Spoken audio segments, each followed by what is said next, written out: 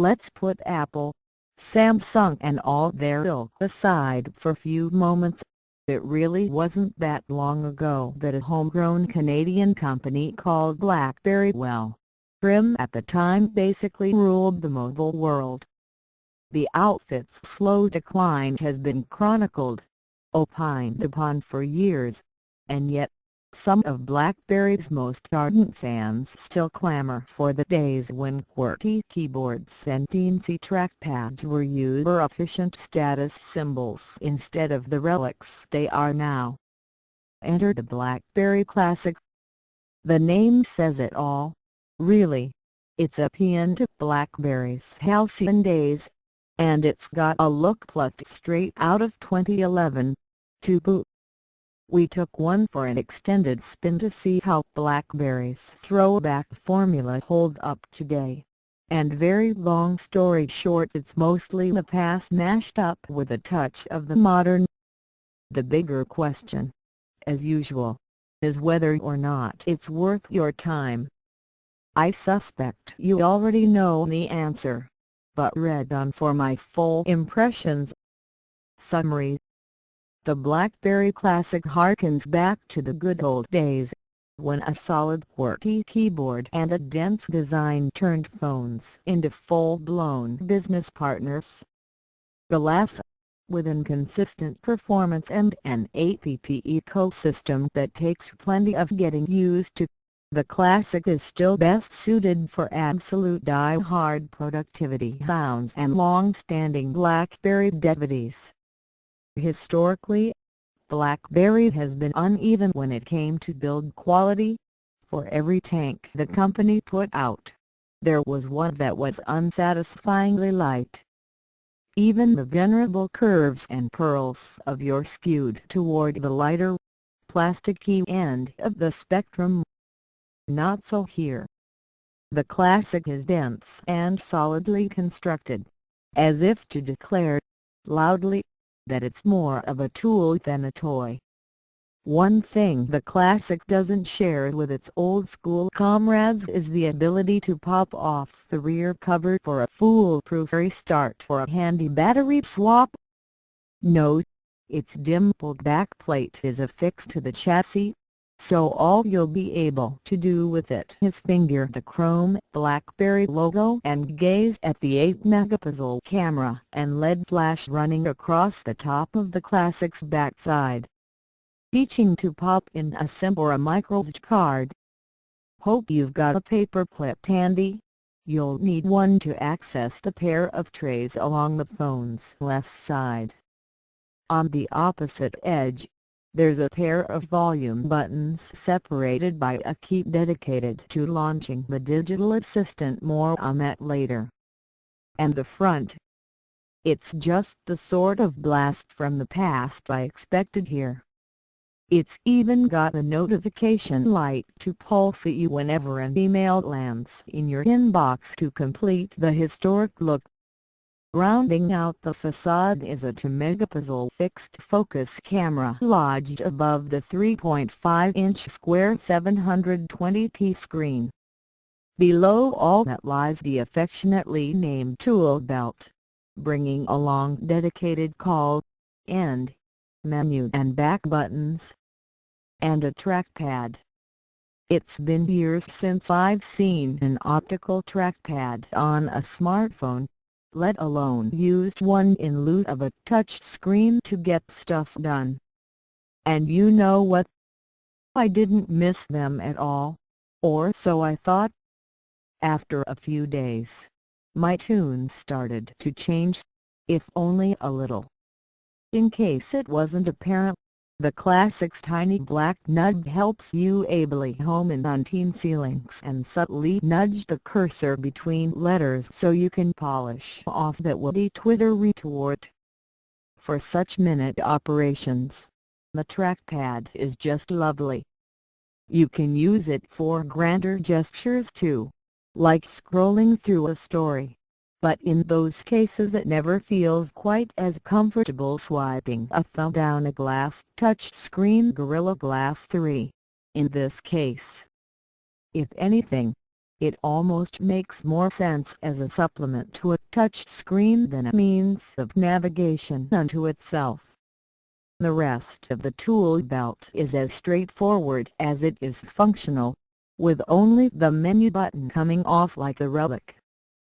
BlackBerry has spent more than 2 years refining the way BB10 works with a touchscreen, adding gestures that feel natural and replace the menu key almost entirely. And then there's the keyboard. I've always been fond of retro devices like the BlackBerry Tour 9630, the phone whose tiny QWERTY keys got me through at least one college paper dissecting some long-dead poets and a failed relationship or two. The Classic has a pretty standard four-row affair, with all your letters, numbers and punctuation crammed into the top 3 rows, leaving the space bar and symbol keys. Remember those all by themselves. If you've never picked up the BlackBerry before, the size and density of these keys will take some time to get used to. It took 3 or 4 days before muscle memory kicked in and I could peck out messages with something approaching the fury I used to have. And after that, I wouldn't quite call it typing nirvana, but there's a comforting amount of travel and a satisfying click to those keys. Welcome home, BlackBerry fans. It would have been nice if the company had transplanted some of that sweet gesture tracking tech we saw in the Passport into the Classic, but newfangled isn't the name of the game here. Beyond the obvious "you eat Lewis" joke, there isn't a lot to be said about the Classic's 3.5-inch square screen.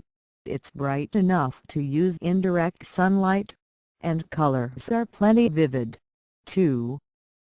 BlackBerry was kind enough to let you tweak the screen's white balance right from the settings, something that just about every other smartphone maker out there is loath to do. Is it going to do much good for anyone who isn't seriously finicky? Maybe not, but I couldn't help but dial down the default warmth level a touch anyway. It's certainly not the most pixel-dense screen you'll encounter, which is slightly tragic since the Passport squeezes 4 times as many active pixels into a screen that's only an inch bigger diagonally. Once again, we've got BlackBerry's business-friendly mantra to thank here. Small as the display is, there's still enough space to get you thumbing through emails and tweets without too many complaints. Speaking of the sort, yes, I've got a few. The square display doesn't sound all that obtuse in theory, but the reality can be rougher than you might think. The lack of vertical screen space means that your thumb will get more of a workout because of the additional scrolling needed to plow through an article. The kicker: just about every video you watch on your phone will be flanked by some serious letterboxing thanks to the aspect ratio mismatches. You'll usually find way more empty space surrounding a video than there is video itself. But that's fine. The lackluster speaker lodged on the Classic's bottom helps ensure you won't want to watch for long anyway. There's a noticeable hollowness, the lack of depth, to the sound issuing forth from the driver, which I guess is in keeping with the Classic's predilection for serious business. Don't be fooled by the other speaker-like grill on the other side of the micro USB port. That's the microphone. You'll want to plug in some headphones to get the full experience, such that it is, but avoid the ones that come in the box. When I tear into the packaging of a new phone, those pack-ins are usually the first things that get tossed in the junk drawer, and these earbuds were destined for the same fate. They're a comfortable pair, even surprisingly so, but they sound pretty lousy. Grab a $10 pair from your local big box store. Trust me, you'll be a lot happier.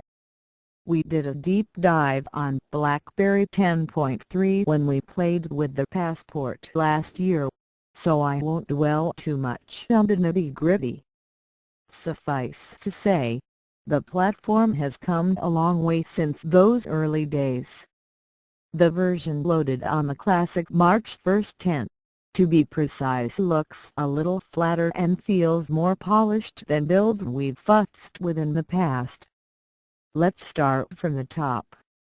The BlackBerry Hub, a slide-out panel that offers tantalizingly quick access to all of your messages, continues to be the best part of the BB10 experience.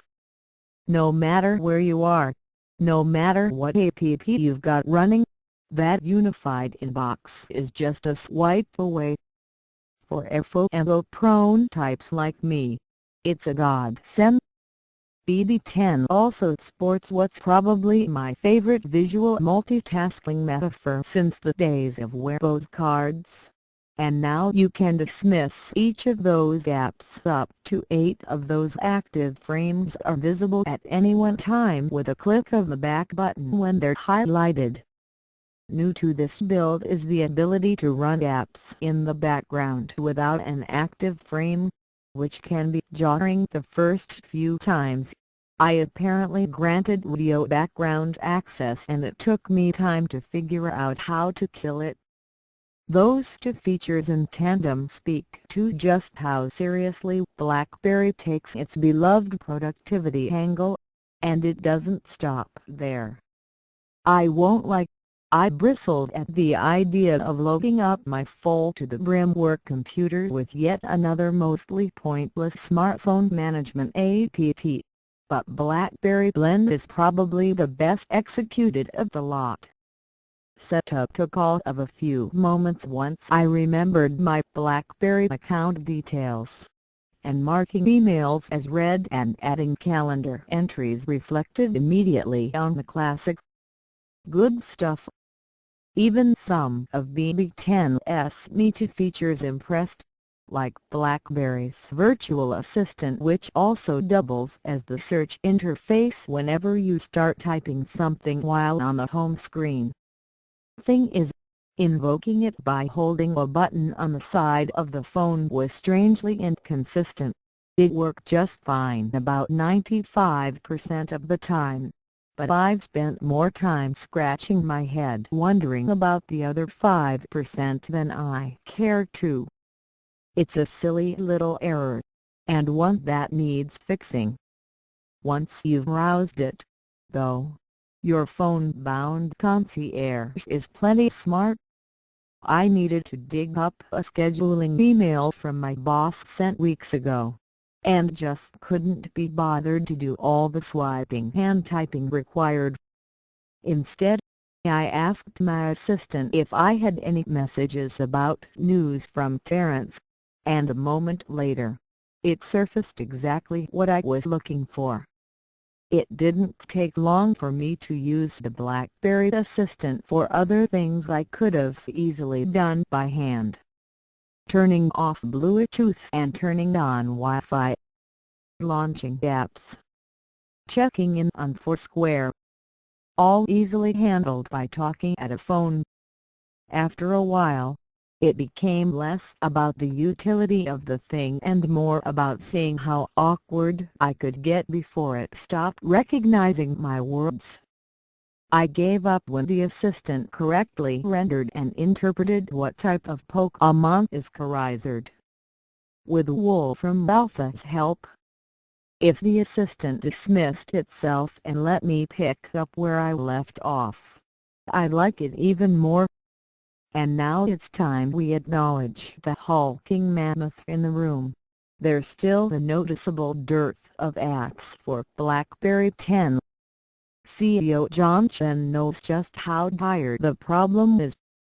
In an open letter meant to tap into a larger conversation about net neutrality, he basically asked developers of big-name apps to bring their wares to BlackBerry 10 because, well, it's only fair, right? Sorry, John. It's a shitty, vicious circle, but that's just not how it works, and the end result is an app landscape that still feels barren even after 2 years. Let's consider some of the big names, shall we? I don't post much on Facebook and Twitter, but I'm a sucker for sharing photos on Instagram. Those first two social networks are well represented by a pair of native apps, but you'll have to turn to third-party offerings to get your filtered food photos fix. Productivity and communications tools like HipChat, Yammer, Convo and Slack don't exist in BlackBerry world either. And that's a shame considering the Classic's business-friendly ethos. Those omissions alone mean this thing wouldn't fly as a work tool here at Engadget, nor in any of my other post-college jobs. When it comes to media, there's Pandora, but no radio or Spotify apps. That said, you can find versions of the latter too in Amazon's Android app store. If you're looking for something really specific, you'll have to get your hands on the Android.apk and sideload it onto your Classic. Thankfully, that's gotten easier over the past few months. With a little patience and some elbow grease, you can get the mostly working version of the Google Play Store running on BlackBerry 10 devices. Summing up BlackBerry's Classic device philosophy is pretty simple. They're great for business and lousy as cameras. Sad to say, but history really does repeat itself. Neither the 8-megapixel rear shooter nor the 2-megapixel selfie camera is worth writing home about.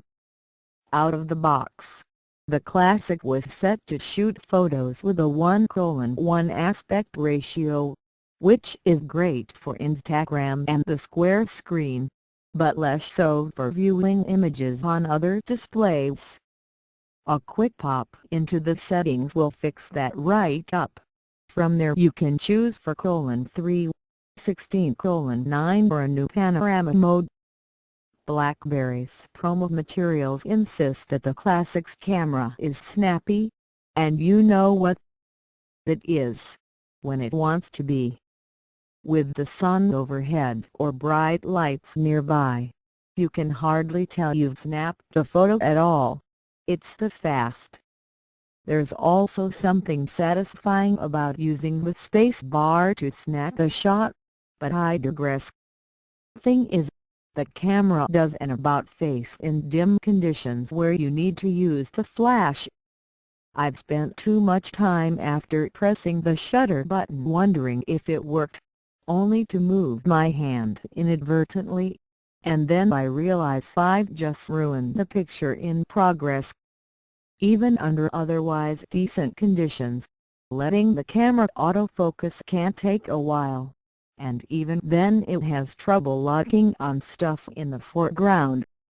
Unless you drag the focus reticle around yourself, expect your fair share of soft photos.